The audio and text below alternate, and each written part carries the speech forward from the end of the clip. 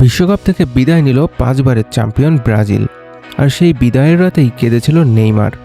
শুরুতে পেনাল্টি পেয়েও গোল করতে পারেনি ব্রুনো গিমারাইস। এরপর একের পর এক সুযোগ নষ্ট করেছে ব্রাজিল। বদলিতে নেমে সুযোগ মিস করেন এনরিক, আর সেই ভুলেরই চরম শাস্তি দেয় নরওয়ে।